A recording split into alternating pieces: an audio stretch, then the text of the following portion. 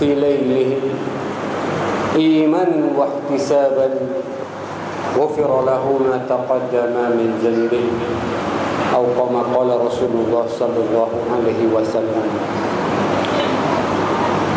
Para jemaah yang saya hormati sekalian, alhamdulillah, yang pertama dan yang paling utama sekali, khusus pada malam yang pertama pada pertemuan kita yang pertama pada bulan Ramadan kali ini, mari sama-sama kita merendahkan diri, sama-sama kita merafakkan setinggi-tinggi puji dan syukur kepada Allah Subhanahu wa taala yang telah mengizinkan kita bertemu lagi pada bulan yang penuh dengan keberkahan, yakni bulan Ramadan Al-Mubarak 1435 Hijrah. Lebih syukur lagi kita ditakdirkan bertemu dengan Ramadan kali ini dalam keadaan beriman, sihat walafiat, sihat tubuh badan dan akal fikiran. Ditambah pula sebentar tadi kita diizinkan dapat melaksanakan solat tarawih secara berjemaah dengan niat kita yang tulus ikhlas, semata-mata kita mencari redha Allah Subhanahu wa taala, dan sekaligus dengan niat kita ingin menjunjung setia untuk memertabatkan sunnah Nabi Muhammad sallallahu alaihi wasallam. Mari kita mulakan pertemuan pada malam ini, khusus pada bulan Ramadan kali ini, dengan sama-sama kita berdoa. Mudah-mudahan Allah Subhanahu wa taala akan kuatkan iman kita. Mudah-mudahan Allah Subhanahu wa taala akan berikan kesihatan tubuh badan dan juga akal fikiran kepada kita, agar kita dapat melaksanakan ibadah puasa tahun ini dengan sebaik-baiknya. Dan mudah-mudahan Allah Subhanahu wa taala akan berikan juga kekuatan kepada kita agar kita dapat melaksanakan solat tarawih penuh setiap malam pada bulan Ramadan tahun ini. Kita mohon kepada Allah Subhanahu wa taala, mudah-mudahan Allah kuatkan semangat kita. Mudah-mudahan Allah kuatkan kita untuk melaksanakan seberapa banyak amal-amal soleh, kebajikan-kebajikan, dan juga mudah-mudahan kita dikuatkan semangat untuk tadarus Quran sehingga khatam tahun ini. Kita juga berdoa mudah-mudahan Allah Subhanahu wa taala akan memberkati rezeki dan sekaligus dapat pula kita sedekah dan infak yang sekuat-kuatnya pada Ramadan kali ini. Dan kita berdoa mudah-mudahan Ramadan tahun ini dapat kita laksanakan yang terbaik daripada sejarah hidup kita. Para jemaah sidang hadirin yang dirahmati oleh Allah Subhanahu wa taala, mohon kurangkan sikit echo ni. Dia macam karaoke pula. Ramai yang hadir biasa dengar, bahkan ramai saya yakin juga yang hafal hadis yang paling masyhur, sabda Nabi sallallahu alaihi wasallam, innamal a'malu binniyat. Sesungguhnya setiap amalan itu mestilah dengan niat. Wa innama likulli imri'in ma nawa. Kata Nabi pula, dan sesungguhnya setiap amalan akan diberi ganjaran sesuai dengan niatnya. Kemudian Nabi sambung, faman kanat hijratuhu ila Allah wa rasulih. Dan barang siapa yang berhijrah semata-mata niatnya kerana Allah dan Rasulnya, fa hijratuhu ila Allah wa rasulih, maka mereka akan mendapat ganjaran sesuai dengan hijrah kerana Allah dan Rasul. Wa man kanat hijratuhu lidunya yusibuha. Akan tetapi barang siapa yang berhijrah kerana hendak mendapat harta dunia dan kesenangannya, aw imra'atin yankihuha, atau mungkin hijrahnya kerana hendak mengawini wanita, fahijratuhu ila ma hajara ilaihi, maka ia akan mendapatnya sesuai dengan apa yang dia niatkan pada hijrah tersebut. Para jemaah sekalian, hadis ini muttafaqun alaihi, disepakati oleh Imam Al-Bukhari dan Imam Muslim ke atas perawi-perawinya. Bukan saja hadis ini dianggap hadis yang sangat kuat inda ahli sunnah, Imam Al-Bukhari meletakkan ataupun meriwayatkan hadis ini dalam kitab sahih ini, hadis yang pertama. Begitu juga ini Imam Nawawi di dalam kitab Riyadhus Salihin, dan juga dalam kitabnya Matan Arba'in, beliau juga meletakkan hadis ini hadis yang pertama. Dia nak menunjukkan kepada kita bahawa hadis ini sangat penting. Diceritakan oleh Khalifah Umar bin Khattab. Majoriti yang datang saya yakin semua dah dengar dan mungkin ramai yang hafal. Kesimpulan daripada hadis ini, orang putih cakap very simple. Tak payah terangkan pun anda tahu. Di malam ini kita nak tambah. Berdasarkan hadis ini, kalau kita lihat di mana suatu amalan itu tidak akan diterima oleh Allah Subhanahu wa taala apabila ianya tidak ikhlas. Itu bahasa yang paling mudah. Sengaja Nabi SAW contohkan dengan hijrah kerana urutnya. Sebab hadis ini berlaku lantaran Umar bin Khattab bertanya kepada Nabi tentang beberapa orang yang berhijrah bukan kerana Allah dan Rasul. Tapi para ulama mengatakan al-ibratu bi umumil lafz la khusus bis sabab. Bila kita nak mengambil satu ibrah, dia tidak terikat dengan sebab turunnya ayat tadi. Diperbolehkan untuk kita memperluaskannya.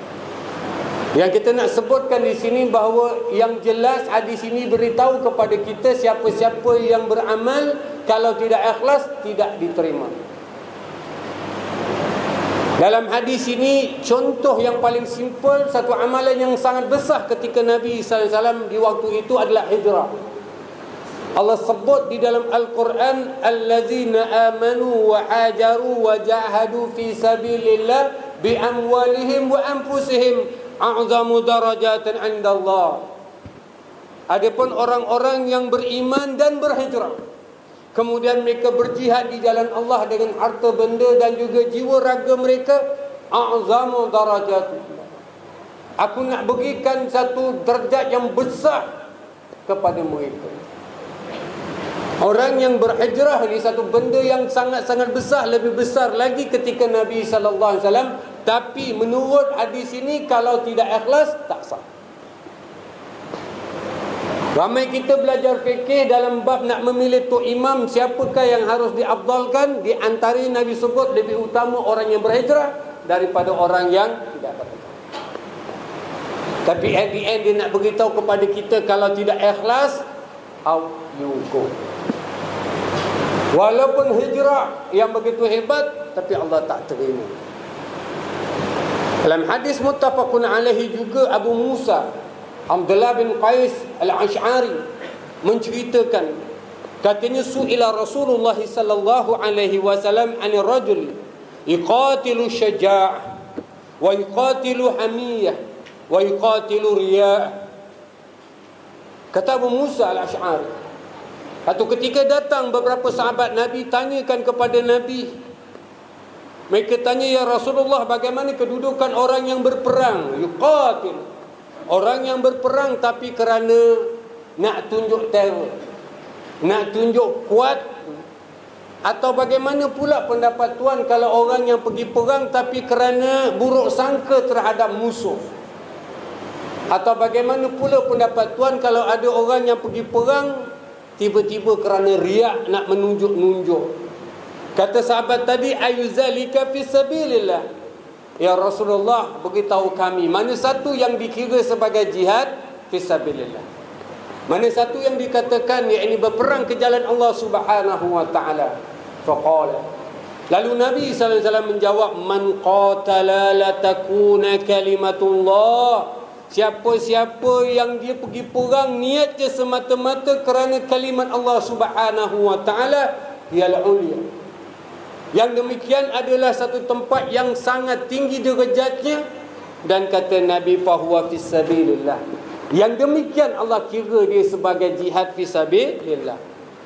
Para jemaah yang saya hormati sekalian, kita bicara niat pada malam muqaddimah Ramadan kali ini.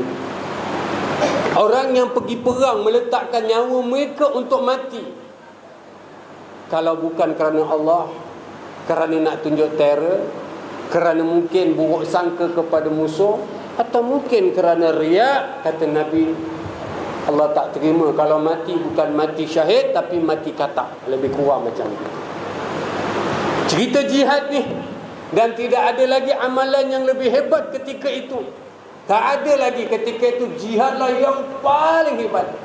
Hadis fadail semua kita orang tahu. Ay a'mal afdal.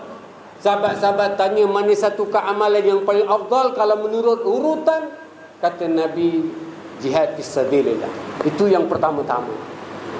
Tapi berdasarkan hadis ini, siapa-siapa yang tak ikhlas, out juga. Dalam sebuah hadis yang lain, Rasulullah SAW menceritakan, kata Nabi SAW, di Yaumul Masyar nanti, Yaumul Masyar kelak, di mana Allah himpunkan semua orang yang pernah hidup, yang sudah mati, Allah bangkitkan balik, Allah nak jumpa satu persatu. Ada satu golongan Allah sebut masuk ke dalam neraka. Orang tadi cakap, ya Allah, saya ni mati dalam peperangan jihad fisabilillah. Saya mati dalam peperangan untuk menegakkan kalimat Allah Subhanahu wa taala. Kata Allah, tidak, kamu bohong. Yang kamu berperang tadi kerana nak menunjukkan kekuatan kamu.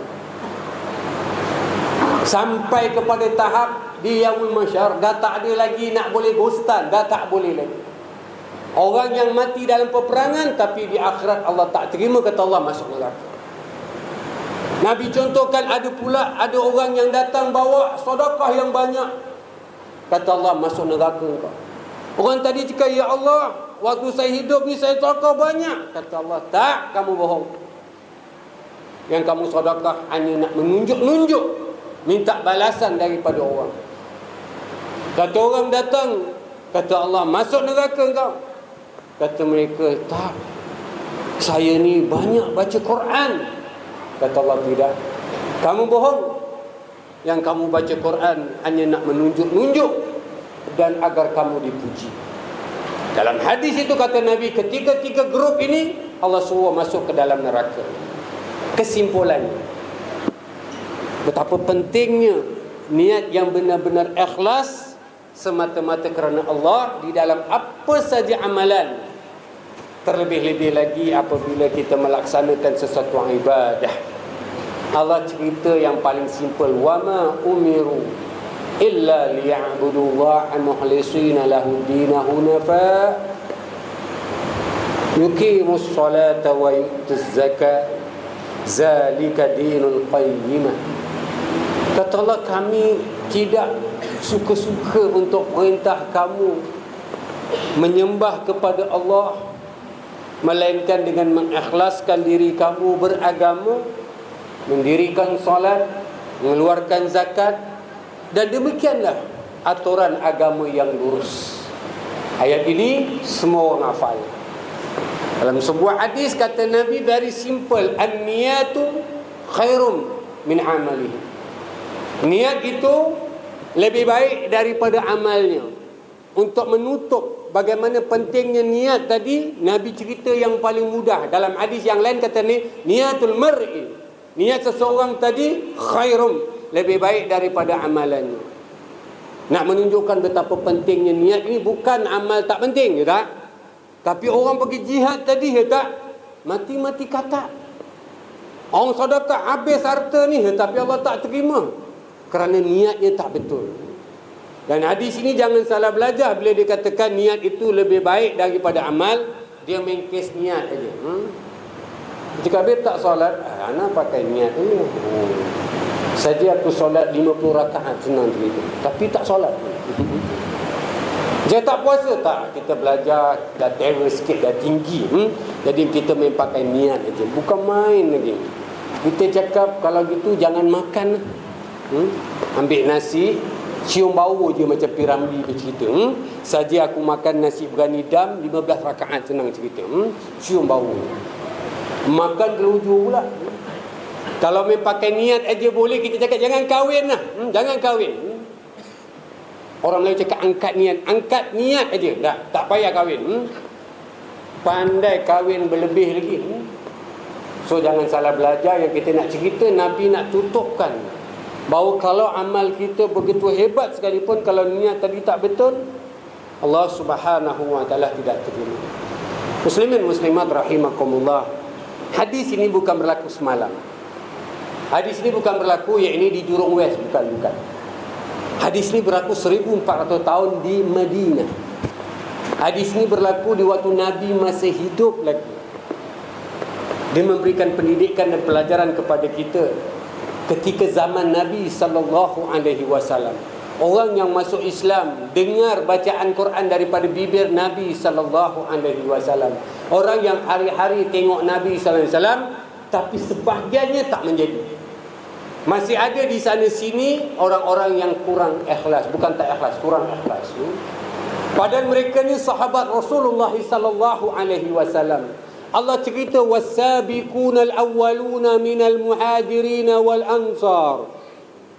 Orang-orang yang mula-mula masuk Islam, yang lebih dahulu masuk Islam, sama ada mereka muhajir ataupun ansar, tak? Sahabat-sahabat Nabi Allah sebut radhiyallahu anhum, Allah redha mereka. Jauh di antara kita dengan mereka, darjat ni memang antara langit dengan bumi. Tapi orang yang macam itu hebat pun di sana sini masih ada yang kurang ikhlas. Nak mengingatkan kepada kita bagaimana zaman ini kita Islam, kita mengamalkan Islam, Nabi tak ada depan kita. Yang bacakan Quran bukan Nabi sallallahu alaihi wasallam. Quran sudah lama selesai diturunkan. Yang menasihati kita bukan Nabi sallallahu alaihi wasallam. Apatah lagi diri kita yang lemah iman, tak banyak ilmu ini. Dia menjadikan pelajaran dan pengajaran kepada kita untuk selalu muhasabah diri kita, khusus tentang masalah niat. Setiap kali kita melakukan satu ibadah, kita tanya diri kita, apa ni aku buat untuk ikhlas ke tak ikhlas? Niat ke tak, niat ikhlas ke tidak? Kena buat. Kalau tidak, cepat-cepat ikhlaskan, ya tak? Jangan layan hasutan syaitan. So kita kena belajar hadis ini, hadis yang sangat baik. Dan ulama mencari-cari apakah formula, apakah jana kuasa yang boleh menguatkan iman kita ni supaya dia betul-betul ikhlas. Ulama mencari-cari di antara banyaknya amalan-amalan dan ibadah-ibadah dalam Islam. Ketahuilah di antara banyak-banyaknya ibadah yang diperintah dalam Islam, ibadah puasa khusus pada bulan Ramadan salah satu ibadah yang paling ikhlas dan jauh daripada sifat riya. Esok insya-Allah kita mula berpuasa.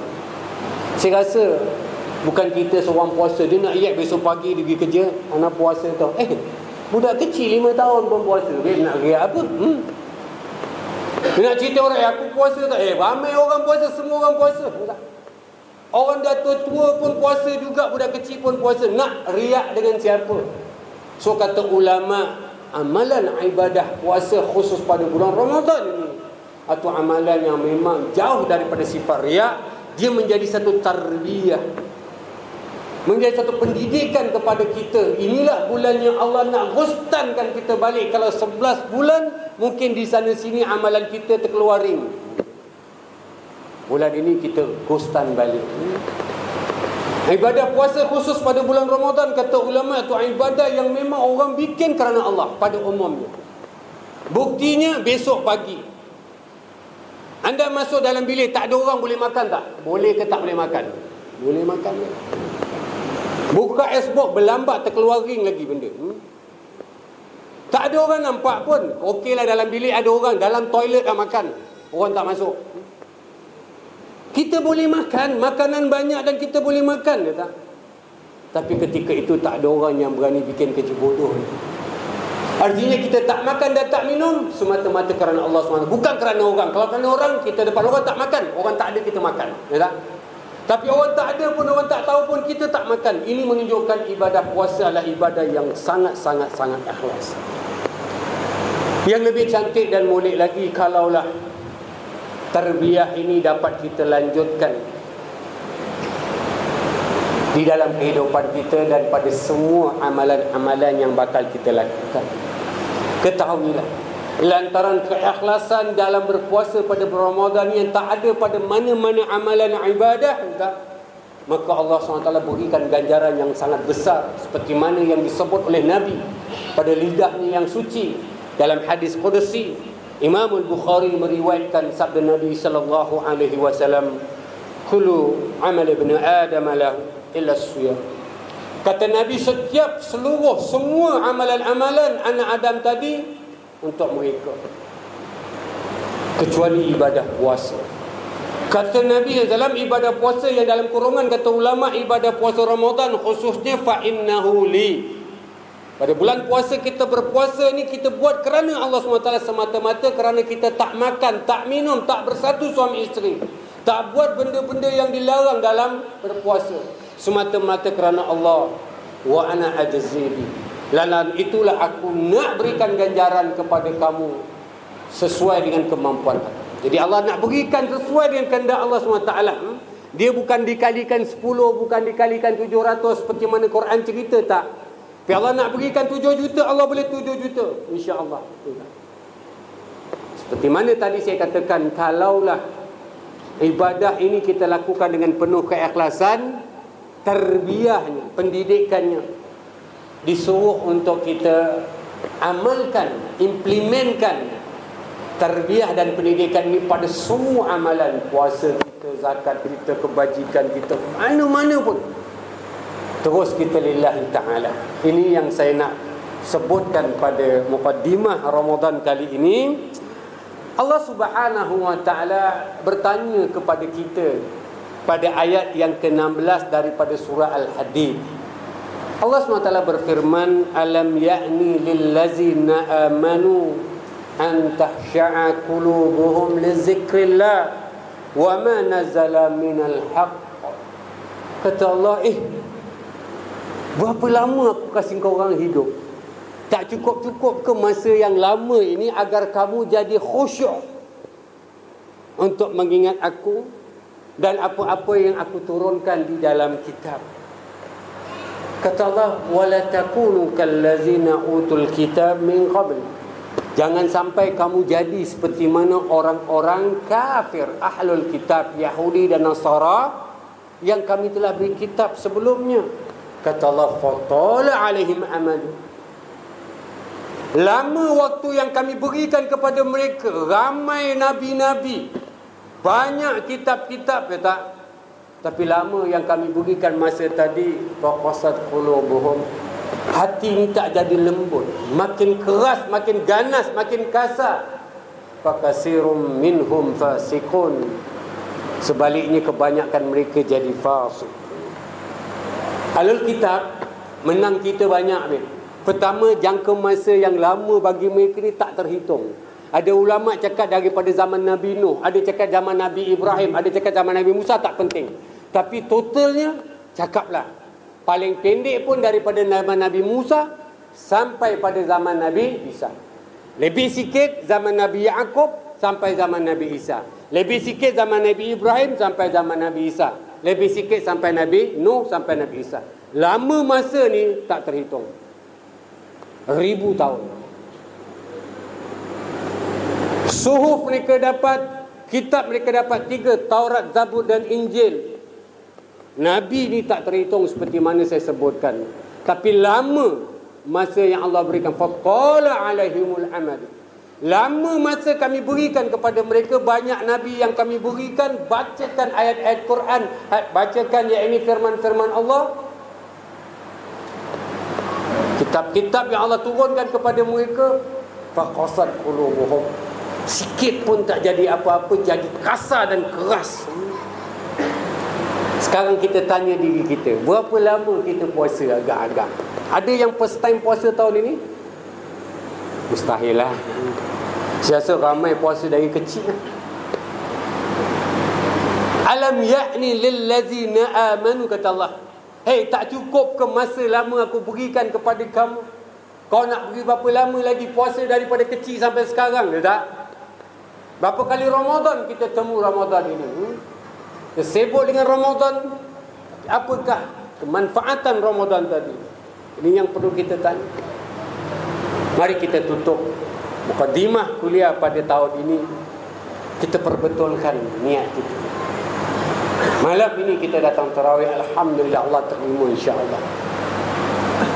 Dan kita teruskan insya-Allah sampai akhir-akhir malam Ramadan. Selagi mana kita terus ikhlas kepada Allah Subhanahu wa taala. Esok kita mulai sambung puasa Ramadan seperti mana tahun lalu. Mudah-mudahan tahun ini lebih ikhlas daripada tahun lalu. Tiap-tiap malam kita tarawih. Syekh Qutb dalam fi Zilalil Quran beliau mengatakan syahrul Ramadan syahrul isti'lal. Bulan Ramadan ni bulan kemerdekaan. 9 hari bulan 8. Orang Singapura tahu kan? Apa tu?